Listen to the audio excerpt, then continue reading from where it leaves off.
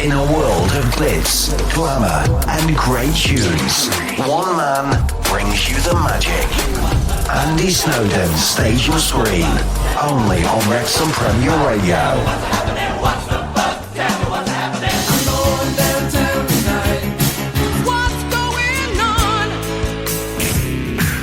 Now, coming to Theatr Clwyd tomorrow and Tuesday evening, the remarkable Showstopper, the Improvised Musical. A completely made-up, improvised production from start to finish. You will not see anything quite like this anywhere live on stage. Earlier this week, I caught a word with the founder member, the comedian Ruth Bratt. Here she is on the Stage and Screen Show, Wrexham Premier Radio. Ruth Bratt, I was just looking at your the dates for this tour. It's a big old tour, this one, isn't it? Yeah, we sort of go around all over the place, and it's kind of like a rolling tour, like it never ends. Do you know what I mean? Yeah. Is life on the road? Is it a nice place to be for you? Yeah, I mean, it's really good because we're a big, group of people. So we have, no one has to do, the whole tour. And because it's improvised, obviously, there's no set parts or anything. So whoever's there is whoever's there. So it's nice, we get to do other things as well. But, no one does the whole thing. Yeah, well, it's called Showstopper, the Improvised Musical. It's funny, when I first saw the poster for it, I thought, that looks like the sort of thing that would work well in Edinburgh at the festival. And then I did a bit of research, and then I realised you've been a staple fixture up there for the past 15 years, selling out, right? Yeah, that's right. So we started in 2008, and we were in a 70-seater porter cabin, and we'd only done, I think, 5 or 10 shows before we went up. We didn't really, know what it was. It was a real experiment, and we sold out that first year, and we've just sort of grown, and now we're in the 750-seater at the Pleasance, and we have a brilliant time. We love Edinburgh, yeah. But you're one of the founder members of it, as you say, 2008. Right. I often wonder where on earth do you start with something like this, because it sounds like you're making hard work for yourself. Yeah, I know. Part of me is like, why don't we just write one? But actually, that takes longer. I mean, when you look at how musicals, how long they take to actually come to fruition, we're probably doing it the easy way, I think. Yeah. We started so it all came out of 2 of the guys, Adam Megiddo and Dylan Emery, were working with Ken Campbell doing improvisation, and they thought, could we turn this into a musical? Could we improvise a musical? So they got a bunch of people together, and we all tried stuff out, and it was a lot of trial and error in the early days because we didn't have anyone to ask particularly, or anyone to sort of learn from massively. You learn from everyone you work with, but we had no blueprint for it. Yeah. So it was trial and error, and then we found a way of working that worked for us, and it changes constantly. It's always evolving and becoming something different, and we have a wonderful time doing it. But that's how it started. Ken Campbell, who was an amazing man. Well, live improvised shows are like nothing else you'll ever see on stage. It's I think people, just the ability of the performance, it's absolutely mind-boggling at times. People must assume that you're that it can't be. Sometimes all the time. Yeah, we've had some amazing, because the whole thing is improvised, and I think it's really we're always very open about it's entirely improvised. So the songs, the dances, the music, the plot, the characters, everything is improvised. There's nothing preset. There's nothing, no smoke and mirrors. It is exactly what it says on the tin. But we've had some amazing conspiracy theories about how we do it. There was one. We have a clock, so we can see what the time is. We have a clock at the front of the stage, and there was a whole thing at one point that was our auto cue. Right. This little £10 clock from Argos was our auto cue. We were like, no, it's just a little blue plastic clock. Well, we were like, but someone else would have to be backstage. I was about to say. There'd have to be somebody really clever and fast. Exactly, right. And are there? Can you?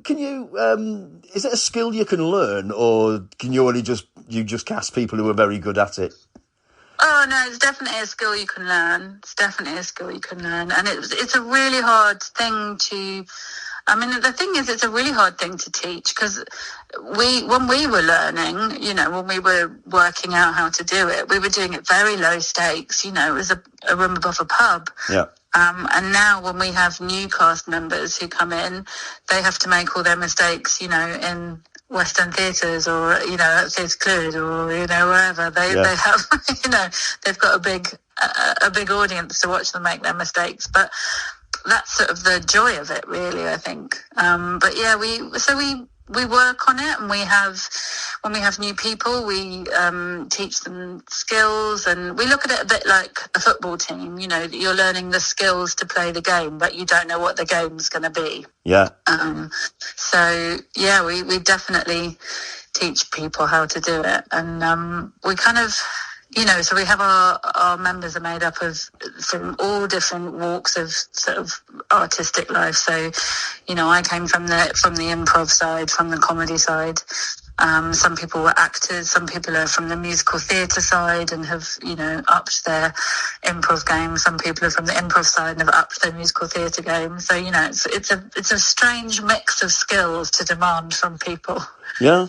Because I've spoken to many actors over the years, and a lot of them always talk about this nightmare that they have, like a proper dream at night, where they walk on stage and they don't know what they're going to say, and you're literally putting yourself in that position. It must be quite daunting when you first start. I mean, maybe. Not for me. When I first did it, when I first did my very first improv show, my very first sort of experience of improv was on stage in front of an audience. And I sort of went, oh, this is it. This is the thing I've been looking for. I mean, maybe I'm weird, but I loved not having a script, and I loved all of that. And I think, I'm living, most actors' nightmare, but actually my nightmare is having to learn lines. Yeah. That's because I can't, I'm very bad at it now because I've, got so used to not learning lines. I can do it, but it takes a lot. And I think, so for me, the worst thing is having to know a script. I prefer it the other way. I love the not knowing and the discovery, because you're discovering with an audience. Like I say this quite a lot. It's the only, and I think this is why, you said improv is like such a great thing to watch. And I think it's because it's the only thing we watch where the audience and the actors are discovering what it's about and what is happening at exactly the same time. Yeah. And that's really thrilling and funny and moving and wonderful. Well, I mean, as I say, there's nothing like this out there, because, as you say, it's completely unique to that audience. It's never done twice, ever. Never. No. I mean, we couldn't remember it if we tried.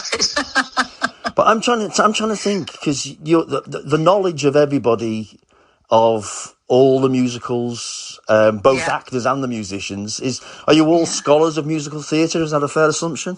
Yeah, I mean, we all work really hard and listen to everything that comes out. So when we did the West End, we did our West End run in 2015, and we had like a list of musicals that exist or that, are well known. And I think we had about 200 or 300 musicals. So it was like, you need to have a working knowledge of these musicals. And then obviously that grows and grows and grows every year. Yeah. Because there's more musicals. So we have to keep growing. Yeah, I was going to ask you. I'm trying to think of a way of wording it. Does it always work? Do you know what I mean? I do know what you mean. Yeah, it does. It does work. I mean, the way I look at it is like there's no mistakes. There's only happy accidents. Yeah. So everything that happens is an opportunity.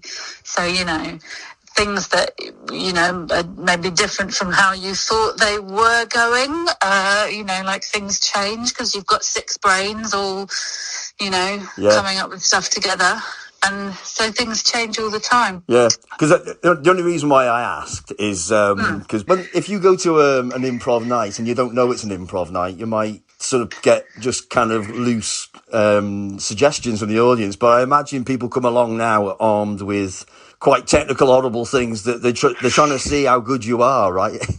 Yeah, I mean, it's interesting because we've definitely had people who come along and they don't know that we're doing an improv show, which is weird because it's called Showstopper, the Improvised Musical. Yeah. But sometimes people are surprised by it.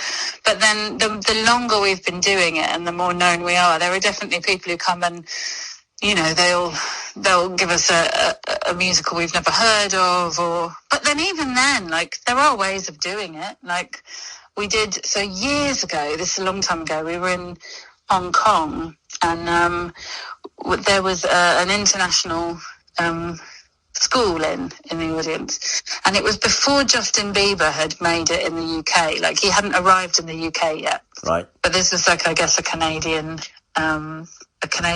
group of school kids, and they yelled Justin Bieber, and we'd never heard of him, and we were like, oh, all right, what does Justin Bieber sound like? And so the teacher said ghastly teen pop, and he says baby a lot, and we went, okay. So we sang a song, and we came up with a song, and we did it, and then when we got back to the hotel that night, we were like, oh, let's look up this Justin Bieber kid. Yeah. And we'd improvised his song from that, and it was basically almost exactly the same, and none of us had ever heard of him or heard his stuff, but the explanation of it was so good that actually you can do it. But yeah, so they definitely, people come up with stuff, and but as long as we do it with joy, and we're kind of gonna fail, in the nicest possible way. Like, we cannot, our goal is to make the perfect musical, but we're improvising it, so it's never gonna be, the perfect musical. It's going to be an amazing improvised musical. Yeah. And that always works, it's always entertaining, it's always fun. Fantastic. Yeah. Well, as you say, it's called Showstopper, the Improvised Musical. Plays up in Theatr Clwyd Monday and Tuesday of next week before it's going back into the West End just before Christmas. Ruth Bratt, I'm going to have to come and have a look at it, Ruth. It sounds absolutely phenomenal. Do. Yeah, please come. Yeah, it's a lot of fun, and we love doing Clwyd. We've done it a few times, and we have such a nice time there. Yeah, I'm surprised I haven't been up to see it before now, because it sounds. When I first saw it, when you think, well, I've got to go and see that. Yeah. Well, that's good. Everyone should think that. Yeah. Sometimes things just stick out and you go, wow, that's something different than that. Brilliant. Yeah. Anyway, oh, thank you. Brilliant. Ruth Bratt, lovely to speak to you. Thanks ever so much for that. I really appreciate it. Thank you. Thank you so much. Not at all. And look forward to welcoming you to back to Theatr Clwyd. Yes, I'm very much looking forward to being there. We all know. Yeah. Cool. Take care of yourself. Cheers. All right. Thanks so much. Bye-bye. Right. Professional show business comedy. So, Showstopper, the Improvised Musical, will be coming to Theatr Clwyd tomorrow and Tuesday night. Box office number for Theatr Clwyd, 01352 344 101. That's 01352 344 101. Go on, support your local theatres, ladies and gentlemen. They won't be there forever if you don't. In a world of glitz, glamour, and great tunes, one man brings you the magic. Andy Snowden, Stage and Screen, only on Wrexham Premier Radio.